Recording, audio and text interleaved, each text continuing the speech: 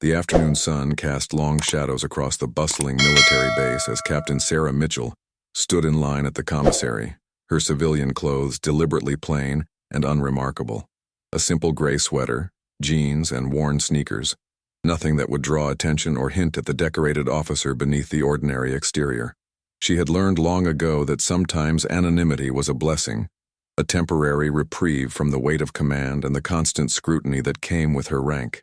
Behind her, a group of young soldiers laughed and joked among themselves, their voices carrying the confident brashness of youth and inexperience. Sarah paid them little mind at first, focusing instead on the grocery list crumpled in her hand. Milk, bread, coffee, the mundane necessities of daily life that connected her to normalcy, to the world beyond combat zones and classified briefings. "Did you see that woman?" One of the soldiers snickered, his voice dripping with poorly concealed disdain. "Looks like she couldn't run a mile if her life depended on it." Sarah's jaw tightened almost imperceptibly, but she remained still, her eyes fixed straight ahead. Years of discipline had taught her when to engage, and when silence served a greater purpose. "Probably some officer's wife," another chimed in, his tone equally mocking. "Living off her husband's career while the rest of us do the real work." The words stung, not because they carried any truth, but because they revealed the casual dismissiveness that still plagued certain corners of military culture. Sarah had spent 15 years proving herself in a profession that didn't always welcome women with open arms. She had earned every promotion, every commendation, every scar, both visible and invisible, that marked her journey from eager second lieutenant to respected captain. "I bet she's never even been deployed," the first soldier continued, emboldened by his companion's laughter. "Probably spends her days at the spa while real soldiers are out there fighting." Sarah felt the familiar heat of anger rising in her chest, but she breathed through it, maintaining her composure. She had faced enemy fire, navigated political minefields within military bureaucracy, and commanded respect from soldiers under the most challenging circumstances. The ignorant comments of a few cocky privates weren't worth breaking her cover or her composure. The line moved forward slowly, and Sarah selected her items with deliberate calm. A carton of eggs, a loaf of whole grain bread, ground coffee that would fuel her early morning briefings. Each movement was measured, controlled, the same precision she brought to every aspect of her military career. "Excuse me, ma'am," one of the soldiers said, his tone mockingly polite as he reached past her for a can of energy drink. "Wouldn't want to strain yourself reaching for anything too heavy." His friends erupted in laughter, the sound grating against Sarah's trained patience. She could have responded, could have put them in their place with a few choice words, or a revelation of her rank, but something held her back, a desire to see how far they would take their disrespect, a test of her own self-control, or perhaps a quiet hope that they might recognize their error before someone else pointed it out. The checkout line continued its slow progression.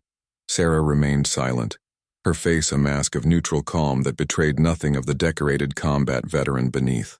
She had led men and women through firefights in Afghanistan, coordinated humanitarian relief efforts in disaster zones, and served as an advisor to generals on matters of strategic importance. Her uniform bore ribbons that told stories these young soldiers couldn't begin to imagine. The Bronze Star, the Purple Heart, the Combat Action Badge. "I don't know how these people sleep at night," another soldier muttered, just loud enough for Sarah to hear. "Taking up space and resources while we're the ones keeping this country safe." Sarah's fingers curled slightly around her shopping basket, the only external sign of her mounting frustration. She thought of the nights she hadn't slept, the nights spent in forward operating bases listening to incoming mortars, the nights consoling grieving families of soldiers who wouldn't be coming home. She thought of the scars on her left shoulder from shrapnel, the recurring nightmares from Kandahar, the weight of every decision that had put her people in harm's way. The commissary's fluorescent lights hummed overhead, casting everyone in the same unflattering glow.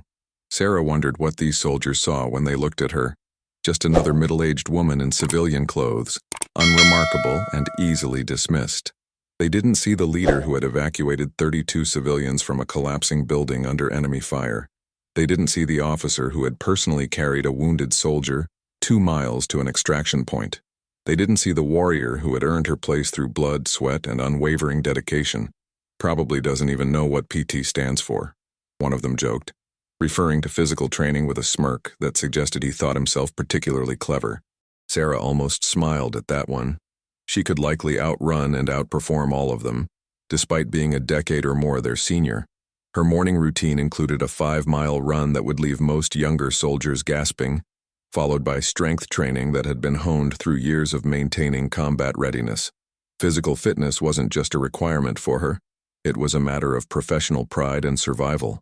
As she reached the checkout counter, Sarah noticed the cashier's eyes, a middle-aged woman who had probably seen countless soldiers pass through this commissary, who had learned to read people with the quiet wisdom that came from years of observation. There was something knowing in her gaze, a flash of recognition or perhaps sympathy, that suggested she saw more than the soldiers behind Sarah did. "Good afternoon, ma'am," the cashier said warmly, beginning to scan Sarah's items with practiced efficiency. "Good afternoon," Sarah replied, her voice steady and pleasant, giving nothing away. Behind her, the mockery continued in hushed tones and poorly suppressed laughter.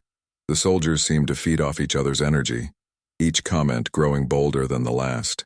Sarah wondered if they would recognize the irony if they knew her true identity, that the woman they dismissed so casually had likely forgotten more about military service than they had yet learned. The automatic doors at the commissary entrance whooshed open, admitting a gust of cool air and a figure that commanded immediate attention. Colonel James Harrison strode into the building with the unmistakable bearing of a career officer. Spine straight, eyes sharp, every movement purposeful and precise.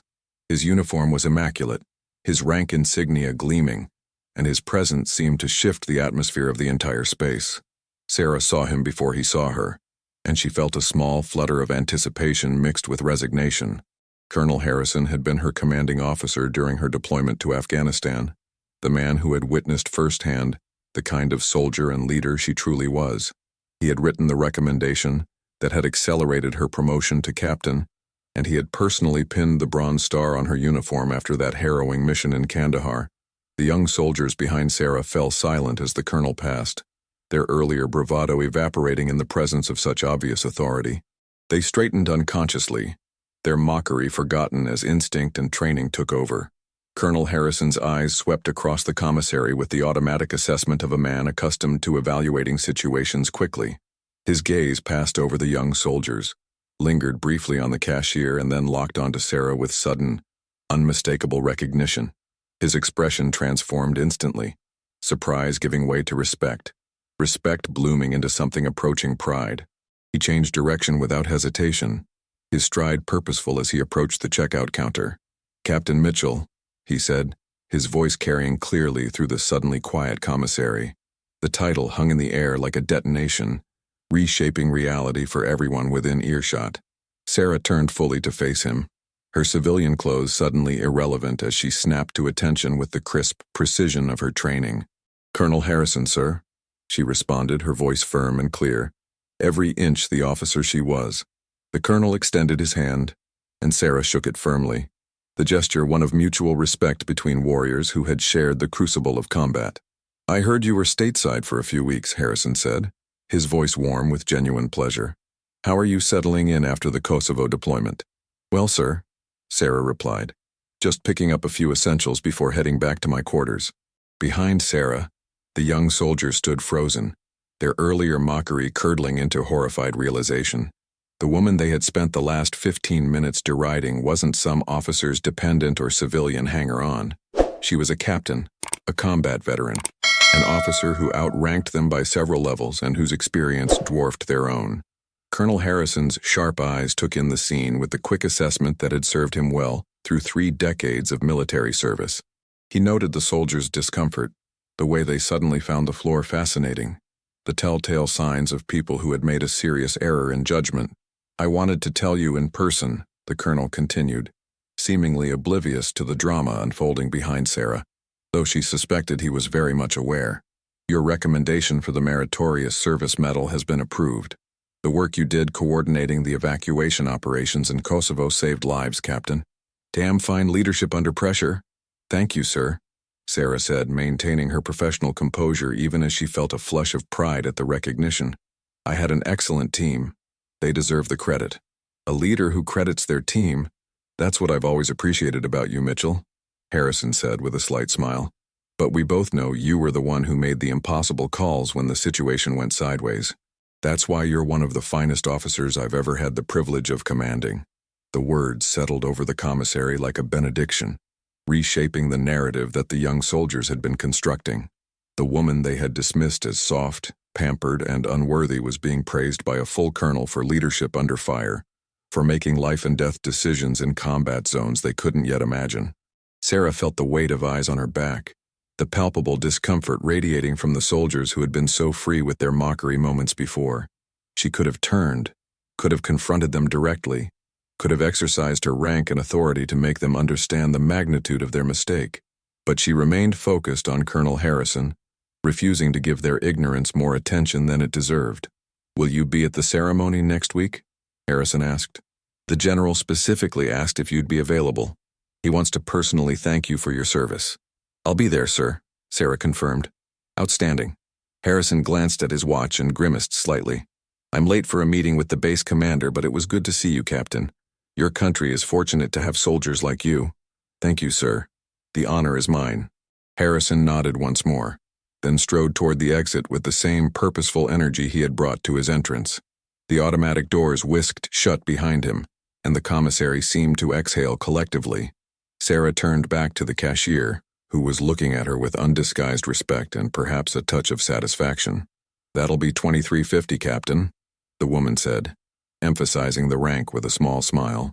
Sarah paid for her groceries, gathered her bags, and finally allowed herself to turn and face the young soldiers who had spent so much energy mocking her.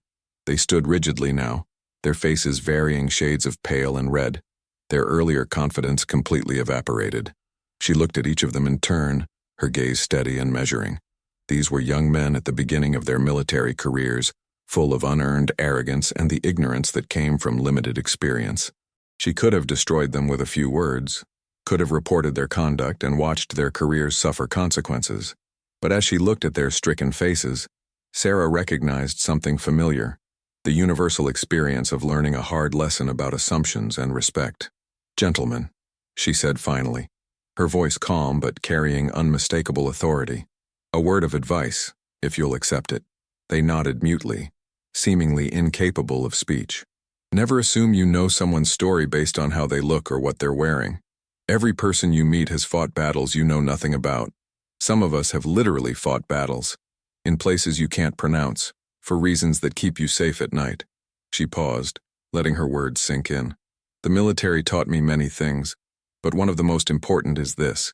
Respect is earned through service and sacrifice, not through mockery and assumption." One of the soldiers, marginally braver or perhaps more genuinely remorseful than the others, found his voice. "Captain, we apologize, ma'am. Our behavior was inexcusable." Sarah nodded slowly. "Apology noted. Use this experience to become better soldiers and better people. You'll meet many civilians and service members throughout your careers who won't look like what you expect a warrior to look like. Learn to see beyond the surface. Learn to give people the respect they might have earned through ways you'll never know about." "Yes, ma'am," they chorused, the words heavy with shame and, Sarah hoped, genuine understanding. She adjusted her grocery bags and moved toward the exit, her plain civilian clothes somehow carrying more authority now than any uniform could have conveyed. As the automatic doors opened before her, Sarah allowed herself a small, private smile. The afternoon sun was still warm on her face as she walked across the parking lot toward her modest sedan. Tomorrow she would be back in uniform, back to the endless meetings and strategic planning sessions and the weight of command. But today, in this moment, she was just Sarah Mitchell, a woman who had endured mockery with silence and dignity, who had let her record speak for itself when the time was right. Behind her in the commissary, 5 young soldiers stood in stunned silence, learning a lesson that no training manual could teach. That strength comes in many forms, that service is measured in sacrifice, not swagger, and that the most powerful response to disrespect is sometimes simply being exactly who you are, regardless of whether anyone recognizes it. As Sarah drove away from the base, she thought about all the times she had been underestimated, all the moments when people had looked at her and seen something less than what she was. Each instance had been an opportunity to prove herself, to maintain her dignity, or simply to let her actions speak louder than their assumptions. The mockery of a few ignorant soldiers was nothing compared to the challenges she had overcome. And if her silent endurance had taught them something valuable about respect, about looking beyond surfaces, about the quiet strength that doesn't need to announce itself, then perhaps the encounter had been worth the temporary sting of their words. Colonel Harrison's recognition had been gratifying, certainly, but Sarah's true satisfaction came from something deeper, the knowledge that her worth wasn't dependent on anyone's acknowledgement, that her service and sacrifice spoke for themselves, and that the respect of those who truly mattered had been earned through years of unwavering dedication. The military had taught her many things, but perhaps the most valuable lesson was this: true strength doesn't need to shout. It endures. It persists. And when the moment comes for truth to be revealed, it stands ready. Not with vengeance, but with the quiet dignity of someone who has nothing to prove because they've already proven everything that matters.